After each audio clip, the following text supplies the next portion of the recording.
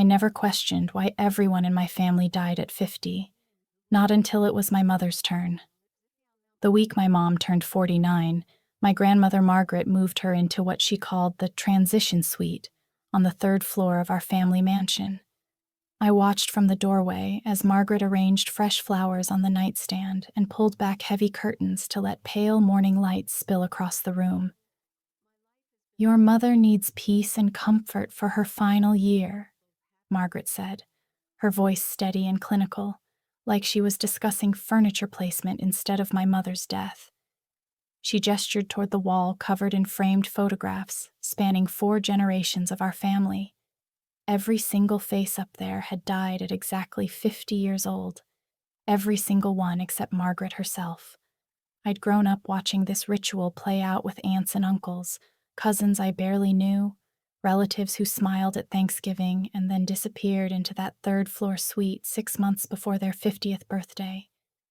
They'd go to sleep the night before the cursed day and never wake up, leaving behind handwritten farewell letters they'd composed in their final weeks.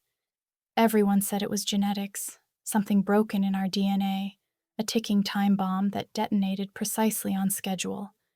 Some families inherit blue eyes or musical talent. We inherited death. "Why didn't you die at 50? I asked Margaret for what must have been the 100th time over the years. I was standing in the hallway outside the transition suite, my hands gripping the doorframe so hard my knuckles turned white. She turned to look at me, and for just a moment, I saw something flicker across her face. Confusion? Calculation? It vanished before I could name it. "I don't know," she said, her voice genuinely puzzled, like she'd spent decades trying to solve her own survival. "I waited for death, and it never came. Maybe I was spared so I could guide the rest of you through the transition." She was 78 years old, and the only person in our bloodline to survive past their 50th birthday. This time felt different, though.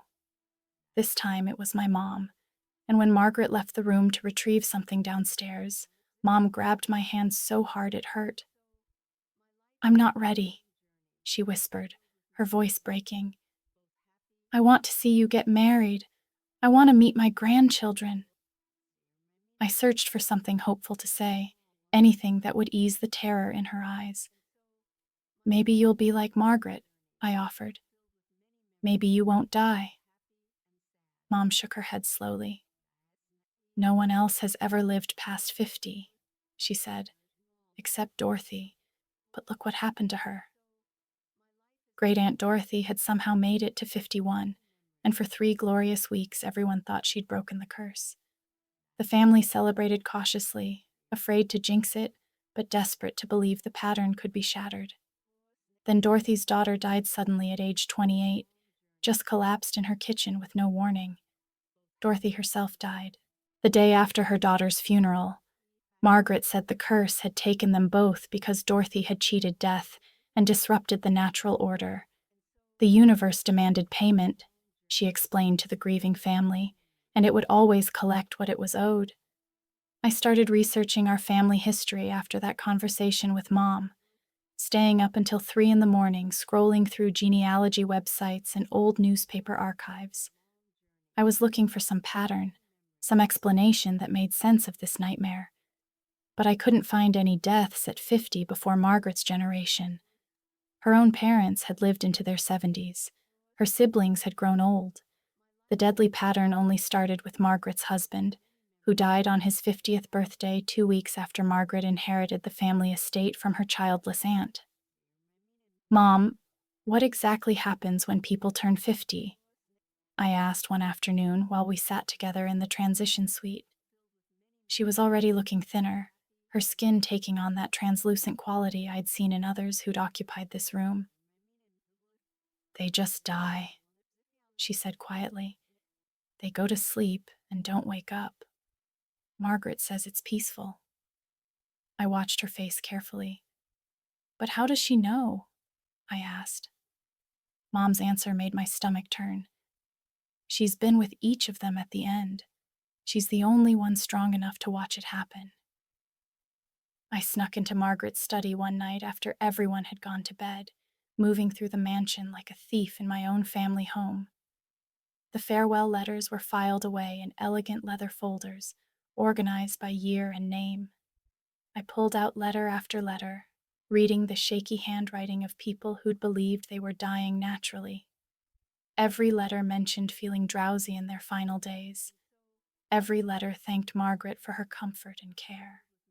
Every letter was written on the same cream-colored stationery with the family crest embossed at the top. While looking through old family records stored in bankers' boxes in the study closet, I found something that made my hands shake.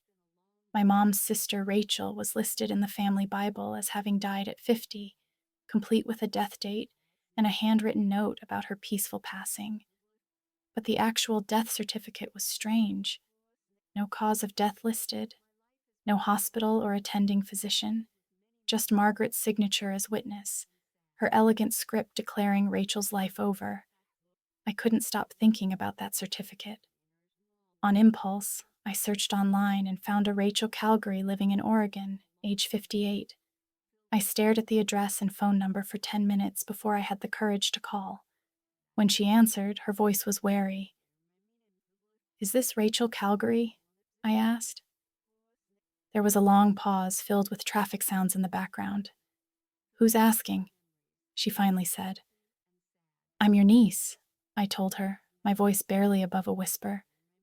"Everyone thinks you're dead." "Good," she said flatly.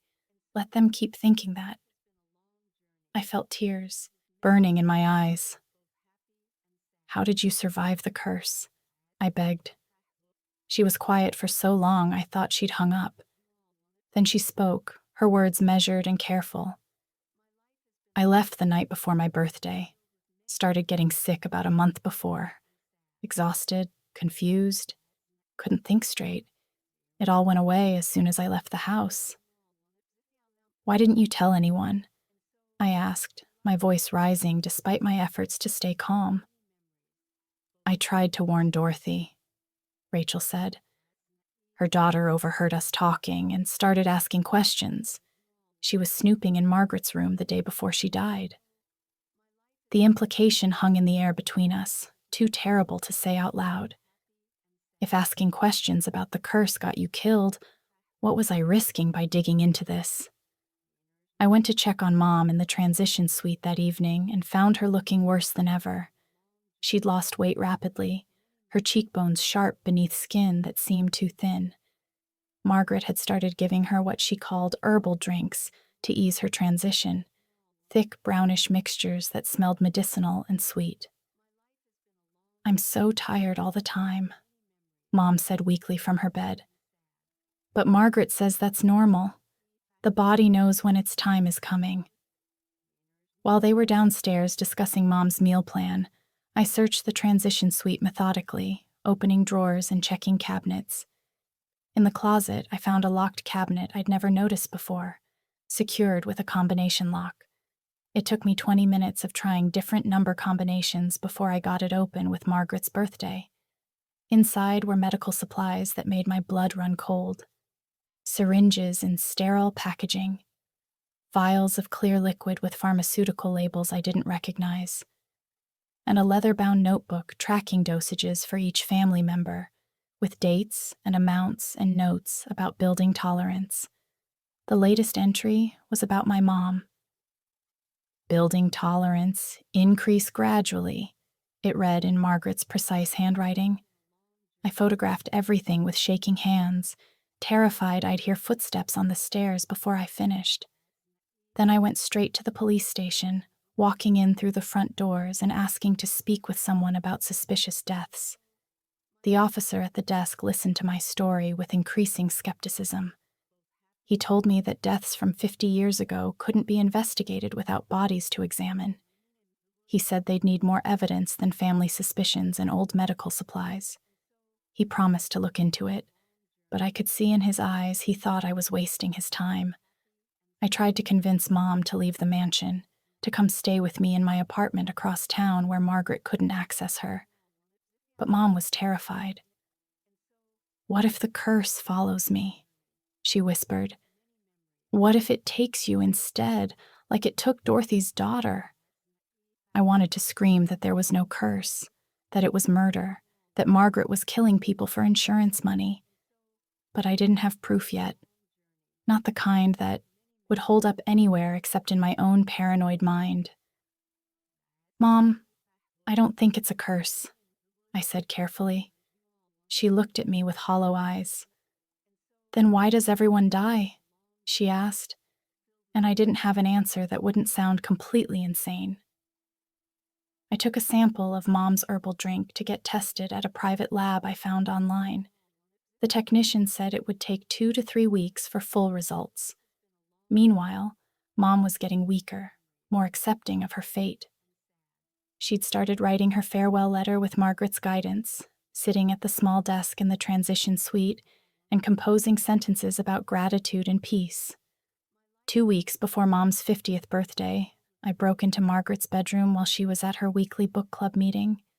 I'd never been in there before. It felt like entering a forbidden temple.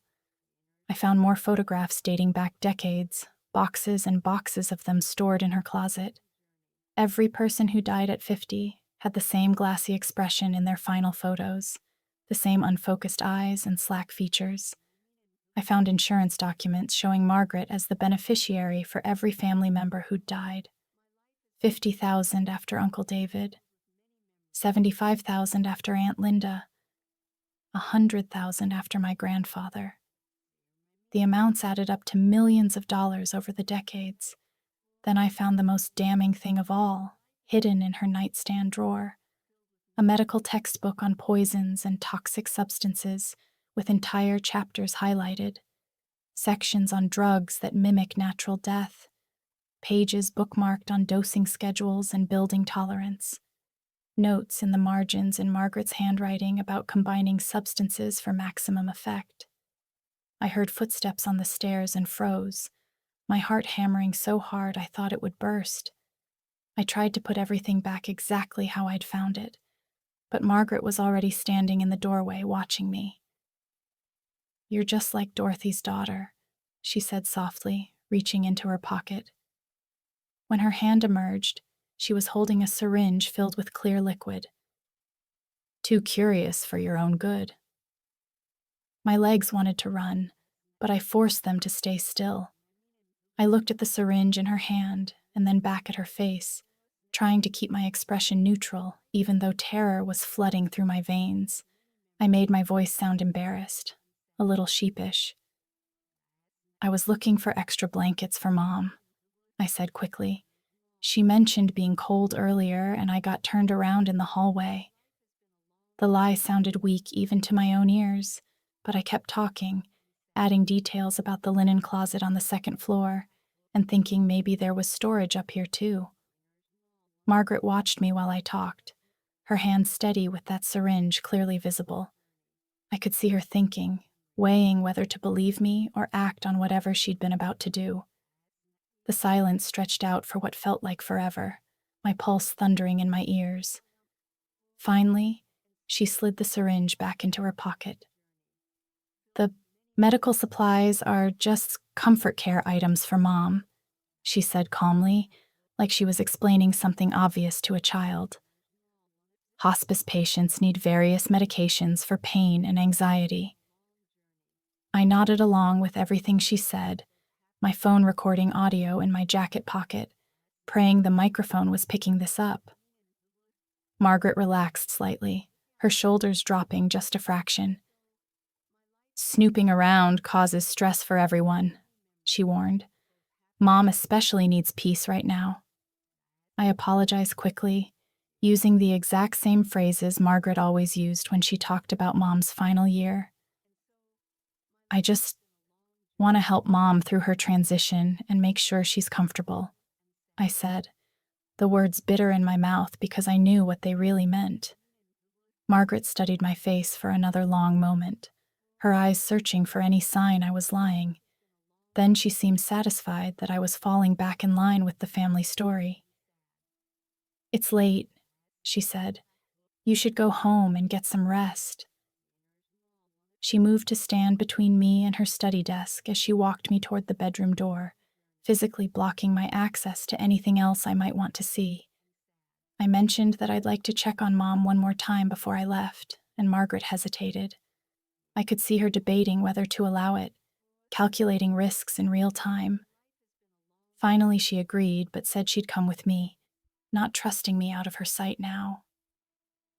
We walked down the hallway together toward the transition suite, my mind racing ahead to what I needed to do next. I had photos of everything in that study. I had audio recording of her explaining away the medical supplies. I needed to get this evidence to someone who would actually help, because the police didn't take me seriously before. We reached Mom's room, and Margaret opened the door quietly.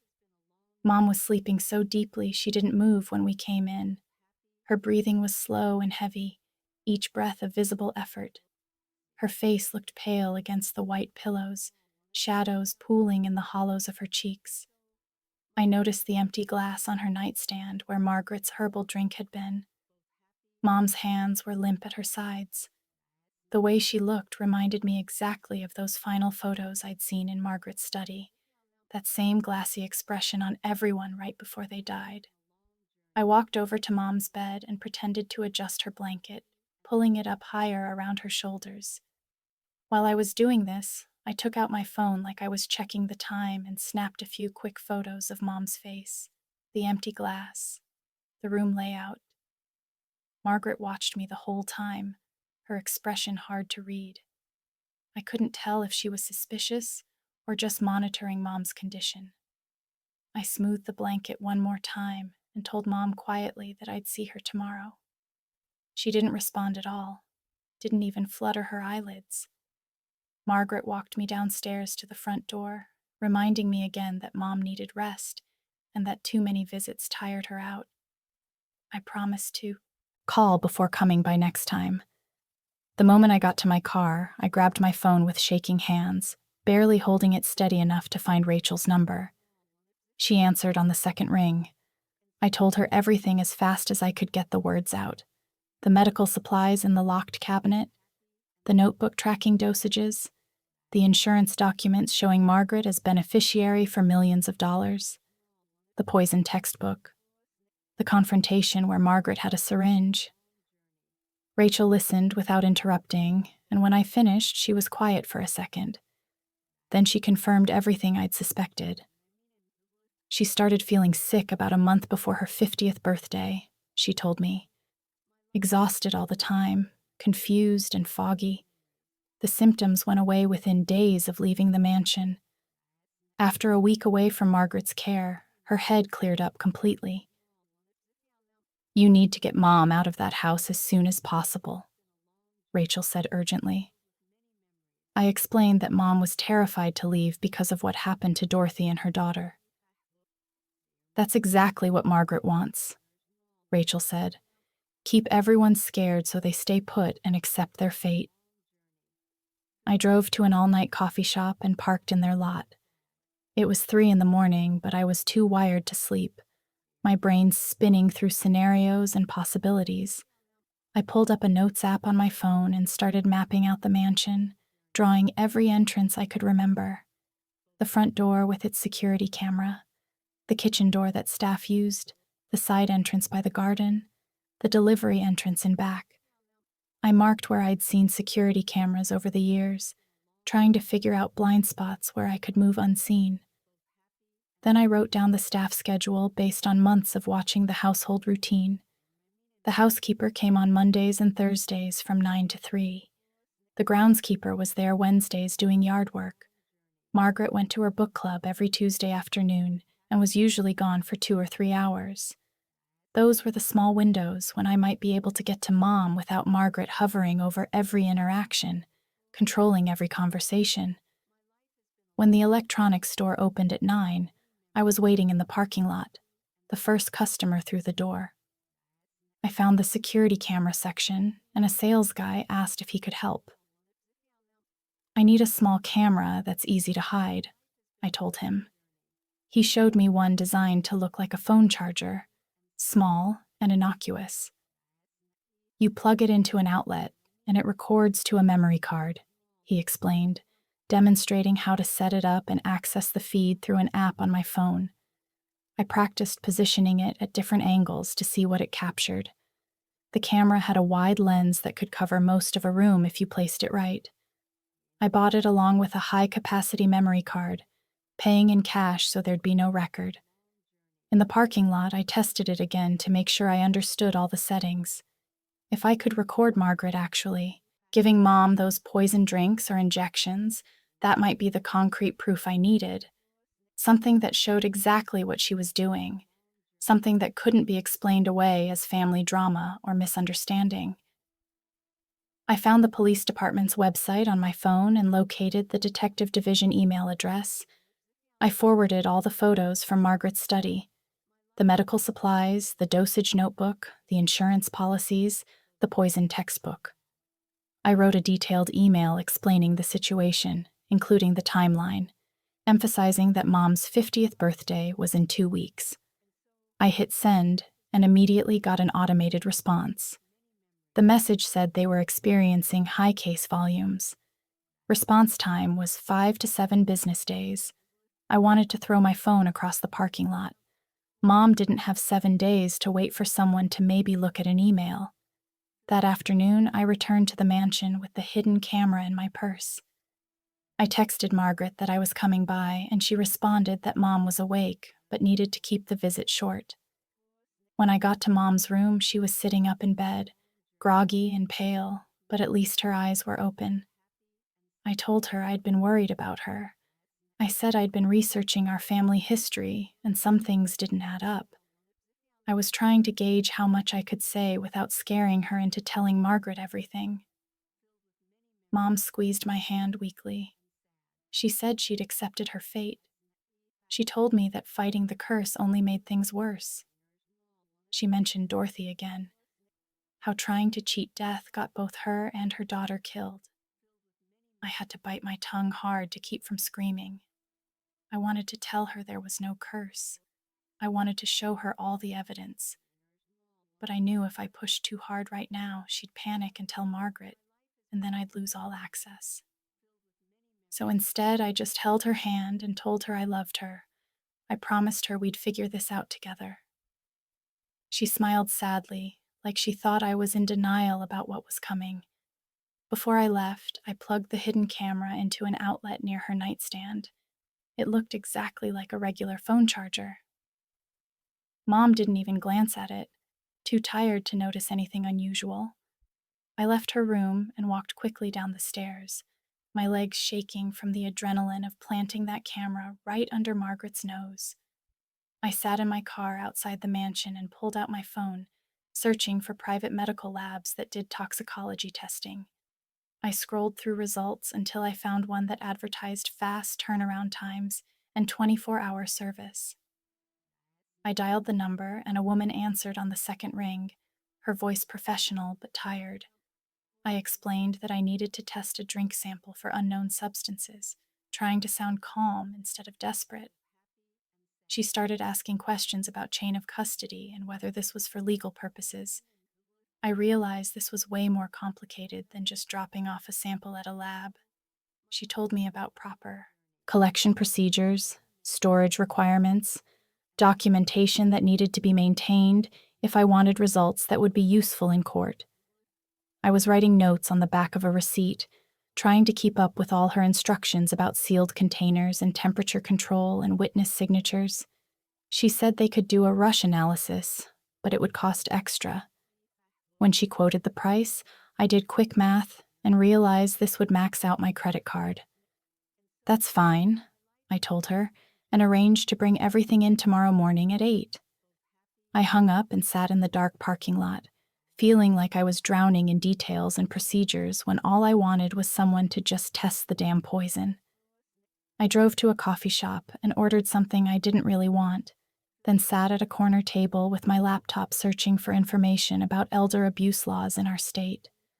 I spent over an hour reading through dry legal language about mandatory reporting requirements. I discovered that healthcare workers were legally required to report suspected abuse to authorities. If I could get one of the nurses or aides who visited the house to actually see what was happening, They might be obligated to file a report that would carry more weight than my accusations as a family member.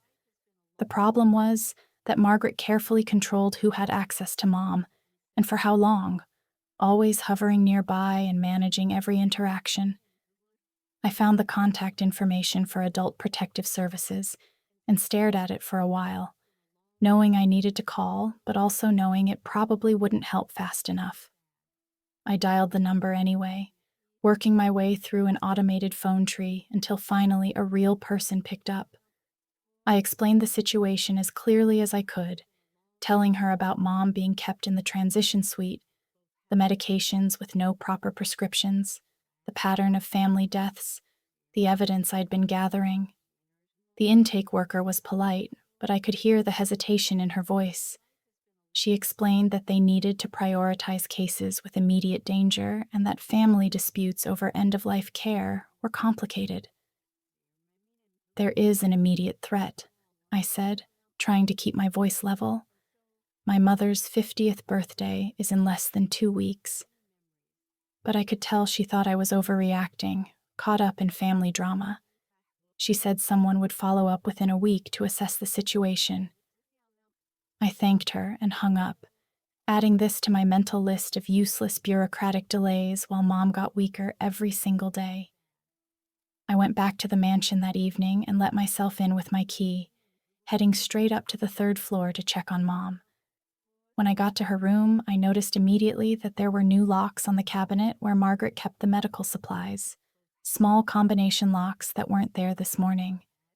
Margaret was sitting in the chair by Mom's bed, and she looked up when I entered, her expression pleasant, but with something hard underneath. "Mom needs more rest now," Margaret said. "Too many visitors are exhausting her." I asked if I could just sit with Mom for a little while. Margaret checked her watch and said I could stay for 20 minutes, but Mom shouldn't be disturbed or agitated. I sat on the edge of Mom's bed and took her hand, which felt cold and limp in mine. Mom's eyes were closed and her breathing was shallow. She didn't wake up even when I squeezed her fingers gently. Margaret watched me the whole time from her chair. When she got up to adjust Mom's blankets, I quickly reached over to make sure the phone charger camera was still plugged in and positioned correctly, my heart racing. Margaret turned back around, and I was already pulling my hand away, pretending I was just moving Mom's water glass. "Your time is up," Margaret said. "You should let Mom rest." She walked me to the door like she was escorting me out of a secure facility. The next morning, I stopped at a drugstore and bought a bottle of electrolyte drink that looked almost identical to the herbal mixture Margaret had been giving Mom. I poured some out and compared the color and consistency, adding a little water until it matched perfectly. I drove to the mansion, getting there before Margaret usually started her morning routine with Mom. I let myself in and went upstairs, finding Mom still asleep and the room empty. I could hear Margaret moving around downstairs, probably making breakfast. I moved quickly to the nightstand where Margaret kept the current batch of herbal drink in a glass bottle. My hands were shaking so badly I almost knocked it over. I unscrewed the cap and carefully poured the mixture into a sample container, watching the thick brownish liquid flow out. I sealed the sample container and shoved it in my bag, then poured the electrolyte drink into the glass bottle and screwed the cap back on. I was wiping up a few drops I'd spilled when I heard footsteps on the stairs. I barely had time to shove the drugstore bottle into my bag and step away from the nightstand before Margaret walked in. She looked at me with raised eyebrows. "What are you doing here so early?" I told her I couldn't sleep and wanted to check on Mom before work. She accepted this and moved to Mom's bedside, and I made myself leave before she could get suspicious. That afternoon, I came back to visit, and Mom seemed more alert than she had in days. Her eyes actually focused on my face when I talked to her. She asked me questions about my life and what I'd been doing, and she actually remembered my answers when I referenced them later in the conversation. I was so relieved I could cry, seeing her personality come back even just a little bit. Margaret came in to check on us, and she noticed immediately that something was different. Her eyes narrowed as she watched Mom track our conversation and respond appropriately. She made a comment about how interesting it was that Mom seemed more energetic today, then added that the herbs must need a stronger concentration since Mom was building up tolerance to the current dose. The casual way she discussed drugging her own daughter made my stomach turn, but I forced myself to smile and nod. That night, I sat in my car outside the mansion and pulled up the hidden camera feed on my phone, scrolling back through footage from the afternoon and evening.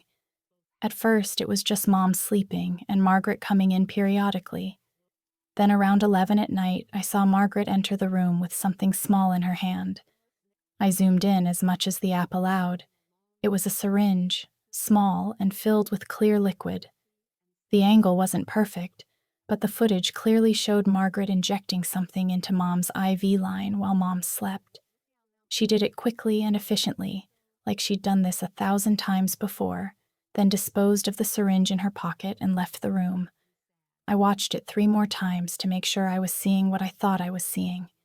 Then I saved the video file and immediately uploaded copies to my email, cloud storage, and a USB drive I kept in my glove box.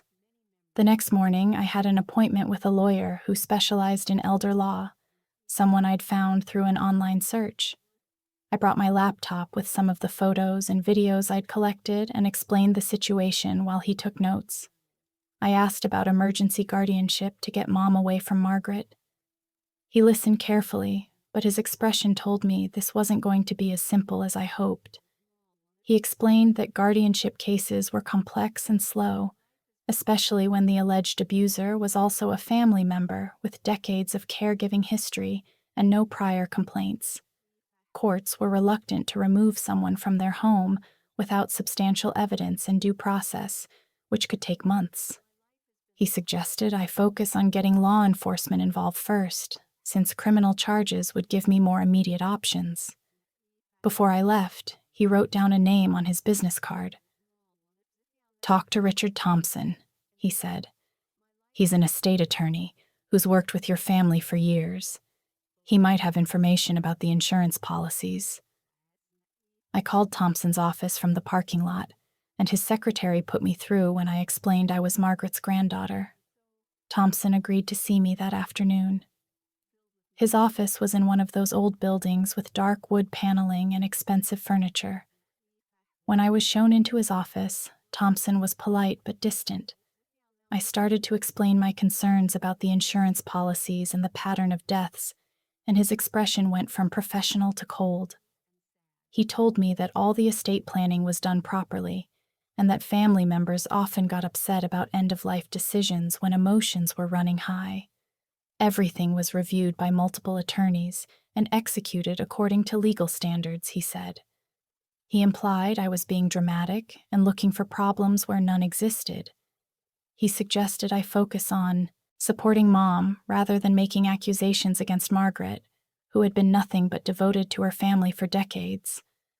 I realized as he was talking that Margaret had probably prepared him for this conversation, maybe even warned him I might come asking questions. He was protecting his client and shutting down my inquiries before I could get any real information. I thanked him for his time and left, adding him to my mental list of people who were either complicit or willfully blind. I drove to the private lab and parked in their small lot, grabbing my bag with the sample containers. The reception area was clean and clinical. A woman in a lab coat introduced herself as Dr. Sarah Mitchell and sat down across from me. She explained the limitations of testing without proper chain of custody, telling me she could analyze the substances and tell me what they were, but the results might not be admissible in court if the collection process wasn't documented correctly. She asked me detailed questions about how I obtained the samples and whether anyone witnessed the collection. I had to admit I did it alone without any official procedures. She nodded like she expected this. "I understand," she said. "I can still run the analysis to tell you what you're dealing with, even if it can't be used as legal evidence." She promised to rush the analysis and call me with preliminary results within 48 hours. I drove back to the mansion that afternoon with a small audio recorder I'd bought at an electronics store, the kind designed to look like a regular USB charger. I walked up to the house and let myself in through the side entrance. Mom was sleeping when I got to her room. I moved quickly to the wall where a framed photo of our family hung near her bed, carefully lifting it off its hook and positioning the recorder behind it before hanging it back up. The device was small enough that it disappeared completely behind the frame. I turned it on and checked my phone to confirm it was recording. The next morning, I got a text from Margaret asking me to come by the house because there was someone she wanted me to meet. I drove over, worried this was some kind of trap. When I arrived, I found Margaret in the main sitting room with a woman in scrubs who had a professional medical bag sitting next to her chair. Margaret introduced her as Jessica Parker, a hospice nurse who would be helping with Mom's care during her final weeks.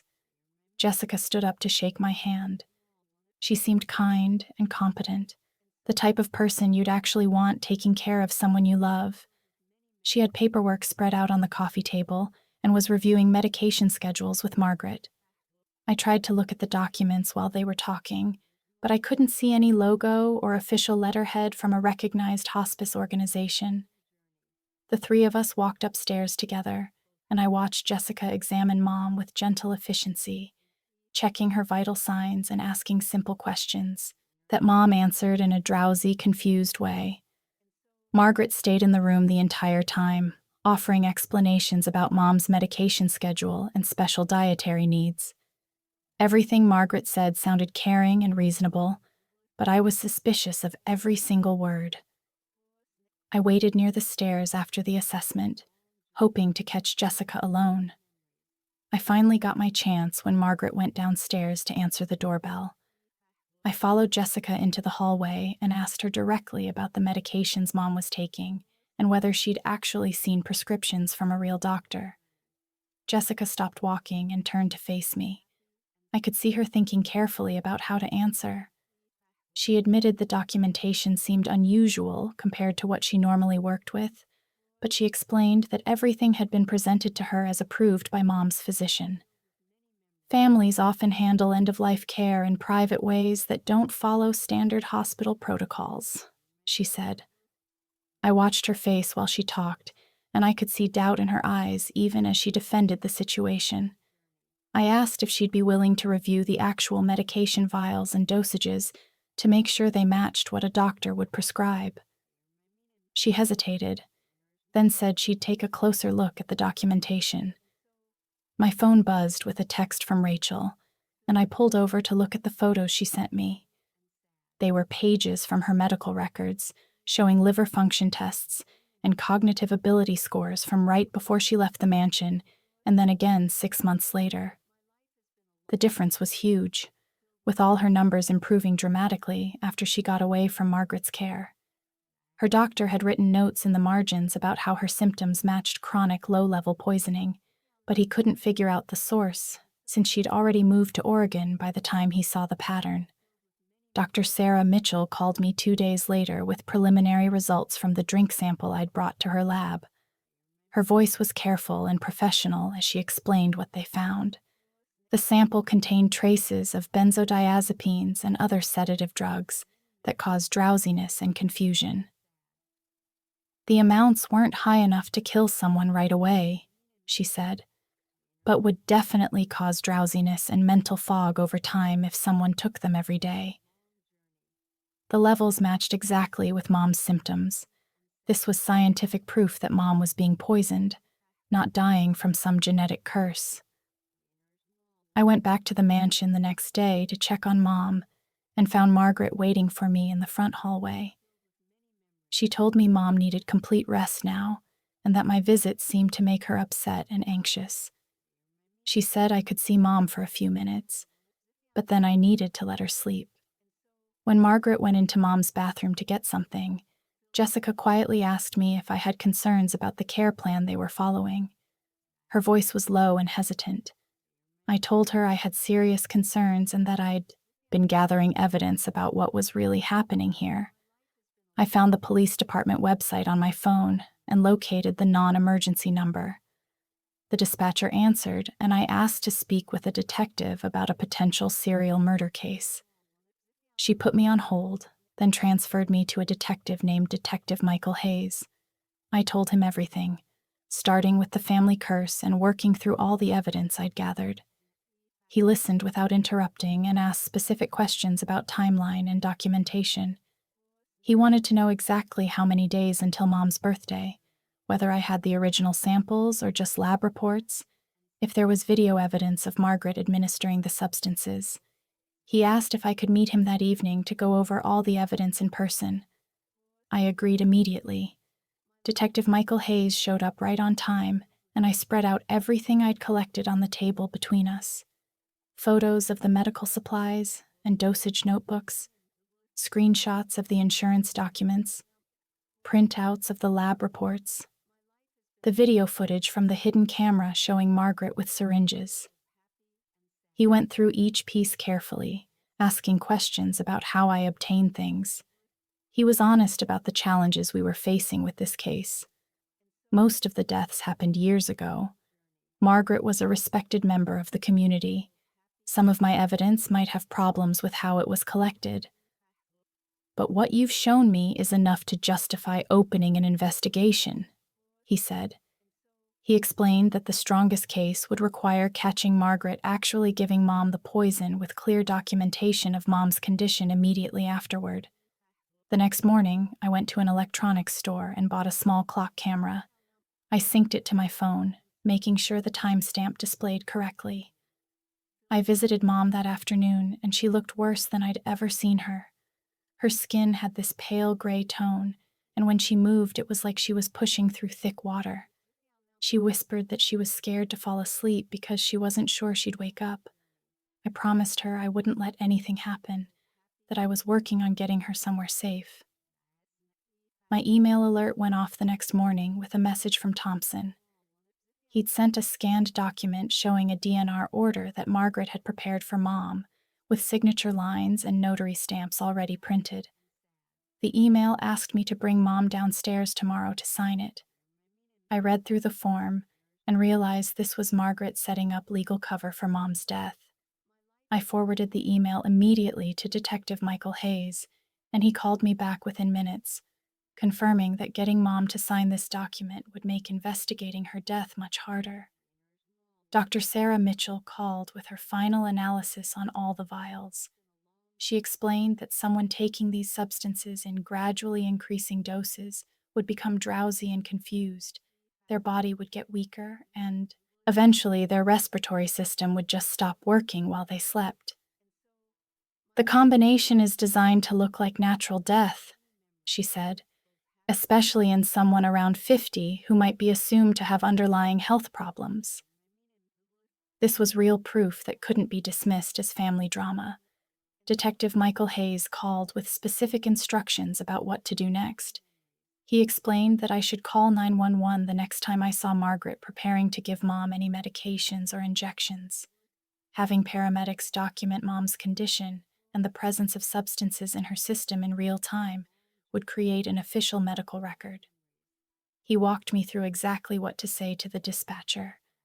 That night, my phone lit up with a text from Jessica at 10:15. The message said Margaret was preparing a final comfort dose for Mom tonight, the night before her 50th birthday. Attached was a photo of a syringe filled with clear liquid sitting on a silver tray next to 3 small vials. Jessica's text continued that she couldn't be part of this anymore, that this crossed every line. I called Detective Michael Hayes immediately. He said to call 911 the exact moment Margaret entered Mom's room with that syringe. "We need paramedics there to document everything in real time," he said. I positioned myself in a small sitting room on the second floor with a clear view of the staircase, my phone open to the camera app and 911 ready to dial. At 9 p.m. exactly, the camera showed Margaret entering Mom's room carrying a small tray. I could see the syringe clearly even on my phone's screen. I dialed 911 while already moving toward the stairs, taking them 2 at a time. The dispatcher answered, and I was reporting an attempted poisoning at our address, giving the specific room location. I burst into the room just as Margaret was reaching toward Mom's IV line with the syringe in her hand. She froze completely when she saw me. Her face showed shock first, then her expression shifted to something cold and calculated. I positioned myself between Margaret and Mom's bed, holding my phone up to record everything while the 911 dispatcher was still on the line. Margaret started backing toward the door, saying this was all a misunderstanding, that I was hysterical and didn't understand end-of-life care. Rachel appeared in the doorway right then, slightly out of breath from running in through the back entrance. Jessica came running up the stairs, and when she saw the syringe still in Margaret's hand and Mom's drowsy, confused state, she moved to the medication tray and gathered up all the vials. "These need to be tested and documented properly," Jessica said. "I'm securing them as evidence." The paramedics arrived within 8 minutes. Jessica handed over the vials immediately and started explaining Mom's symptoms and the medication schedule she'd been documenting. The paramedics assessed Mom and checked her vital signs, noting her altered mental state and the concerning medication history. They determined she needed immediate hospital evaluation and started preparing her for transport. I climbed into the ambulance with Mom while Rachel stayed behind at the mansion. Her job now to make sure Margaret didn't destroy any evidence and to let Detective Michael Hayes into the house when he arrived. Detective Michael Hayes met us at the hospital emergency entrance 40 minutes later. I watched through the ambulance bay doors as he took possession of the vials and syringes that Jessica had secured. He photographed everything with his phone and a professional camera, documenting the chain of custody and labeling each item carefully. The emergency room staff moved fast once we were inside, taking Mom to a treatment bay and starting blood draws immediately. They ran a full toxicology screen that would test for everything, not just common drugs, but the specific sedatives and compounds that Dr. Sarah Mitchell's report had identified. The ER doctor examined Mom and documented her confused state, her vital signs that showed respiratory depression, and the concerning medication history. She ordered intravenous fluids and monitoring, creating an official medical record that supported everything I'd been claiming for weeks. The test results came back 2 hours later, showing multiple sedatives in Mom's system at levels that were way too high for any legitimate medical treatment, exactly matching the substances from Dr. Sarah Mitchell's report. Mom was admitted for observation and treatment, moved to a regular hospital room with monitoring equipment and nurses checking on her every hour. For the first time in weeks, she was in a place where Margaret couldn't access her. The restraining order hearing happened by video call from the hospital the next morning. I presented all the evidence I'd gathered, playing the video clips and sharing the lab reports and hospital documentation. The judge reviewed everything carefully, asking questions about the timeline and the medical findings.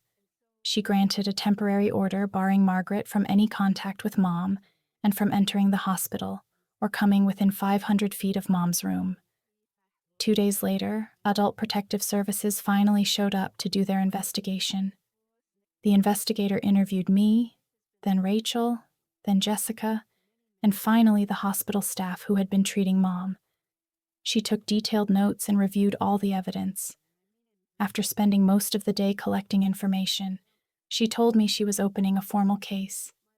The pattern of deaths in the family, combined with the financial benefit Margaret received from each one, was extremely concerning. Dr. Sarah Mitchell called with her final complete toxicology report.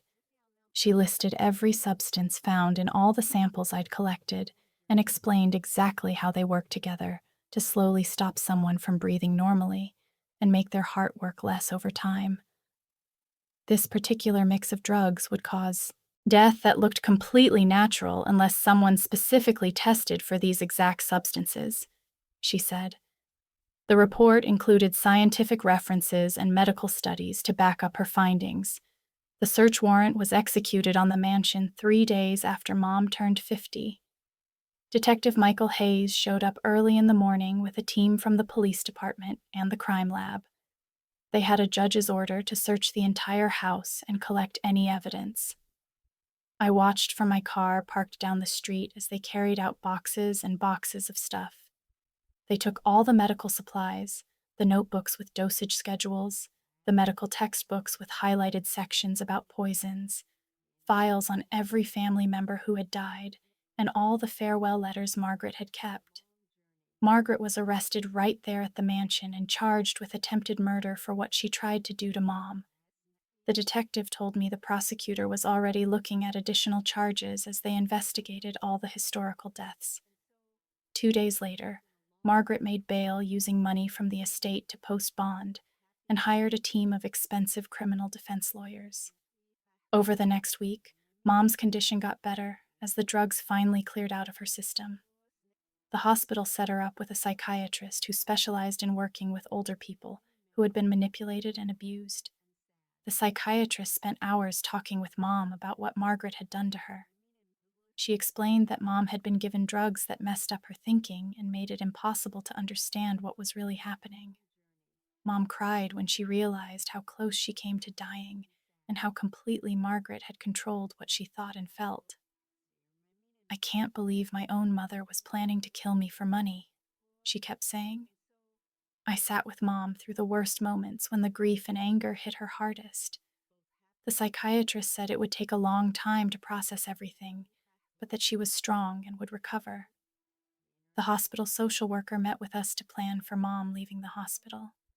She made it very clear that Mom could not go back to the mansion while Margaret had any access to it.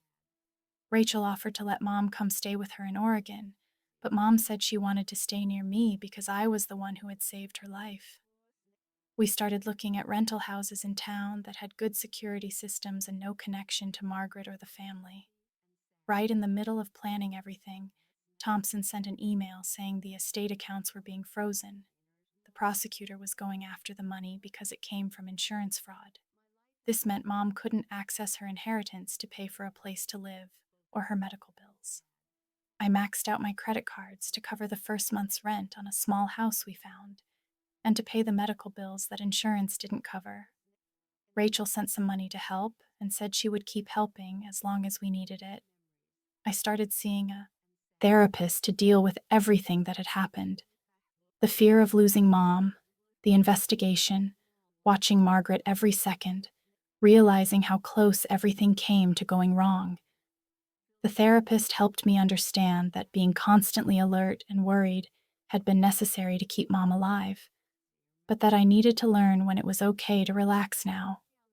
She taught me breathing exercises for when the panic hit, and ways to tell the difference between real danger and my brain being stuck in high alert mode.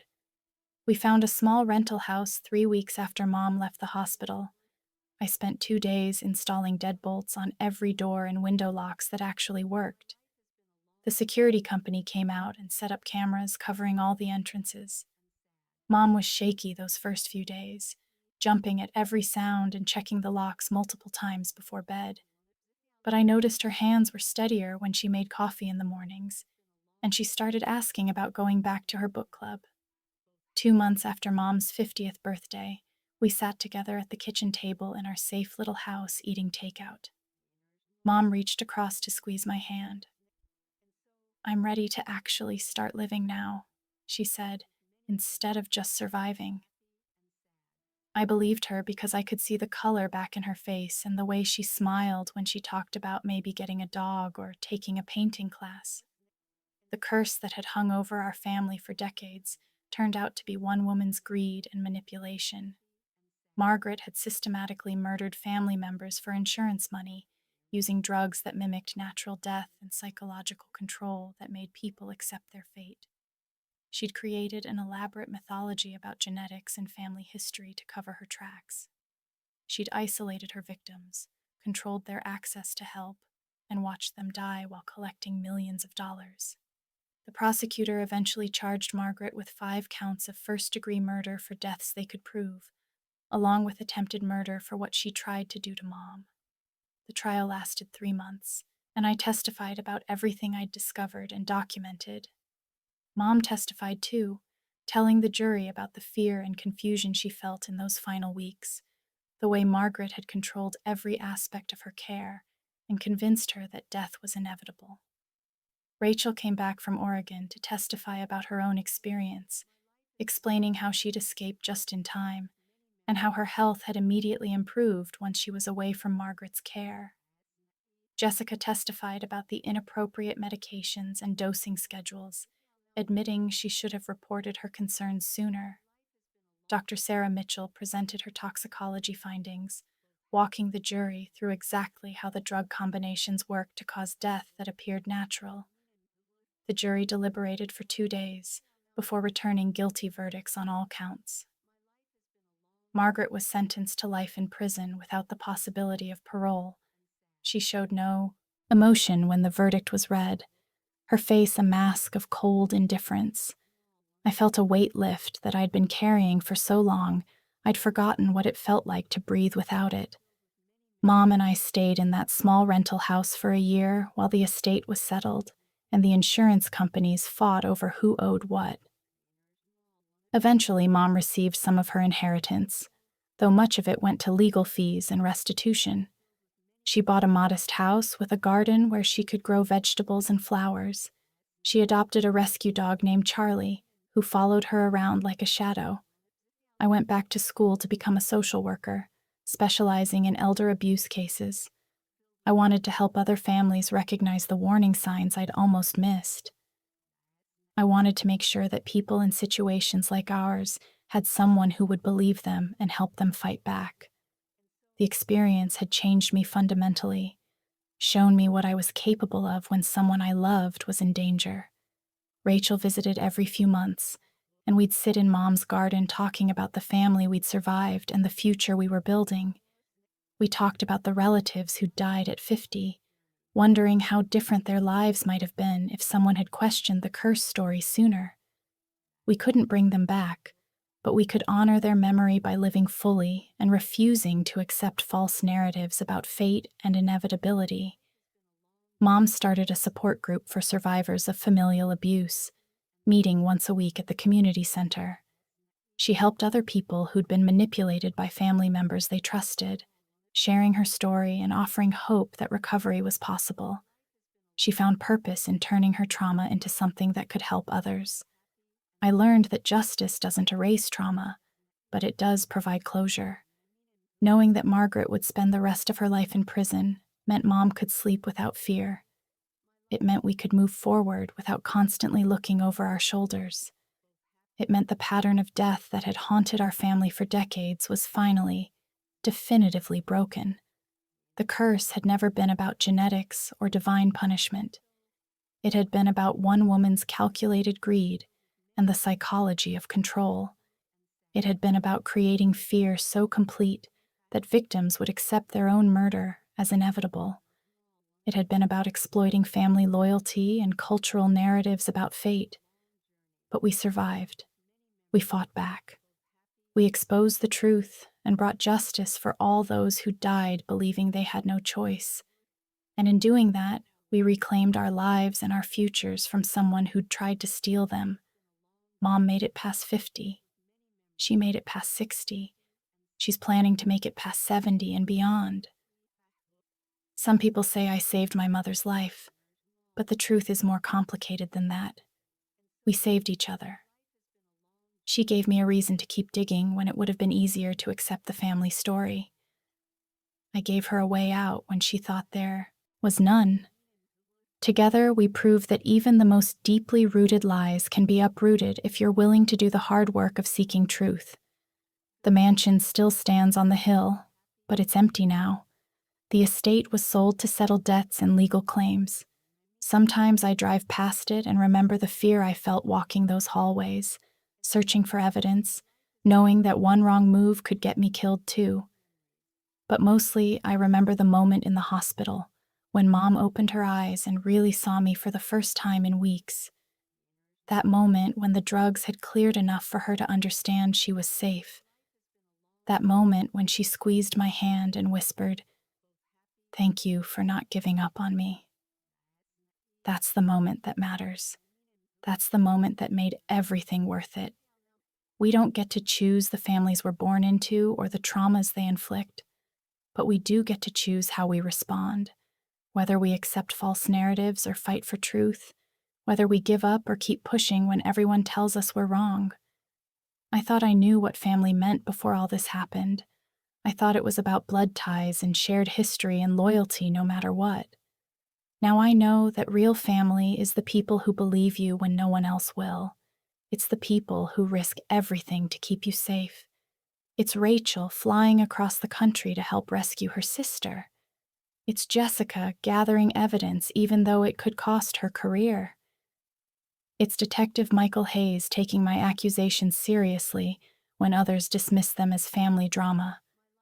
Mom is alive today because I refused to accept that she had to die, because I questioned a story everyone else had accepted for decades, because I trusted my instincts even when they went against everything I'd been taught to believe, and because when I finally had proof, there were people willing to listen and act. The curse is broken, the truth is known, justice has been served, and we're building new lives from the ashes of the ones that were almost destroyed. That's not a fairy tale ending where everything is perfect and trauma magically disappears. It's a real ending where survivors carry their scars but refuse to be defined by them, where we choose hope over fear, where we choose life over the death that was planned for us. Mom turned 65 last month. We celebrated with a small party in her garden, just me and Rachel and a few close friends Mom has made through her support group. We ate cake and laughed about how we'd all survived the unsurvivable. Mom blew out the candles and made a wish, and I didn't need to ask what she wished for because I already knew. She wished for more time, more birthdays, more sunrises in her garden, more moments of ordinary joy that were stolen from so many others.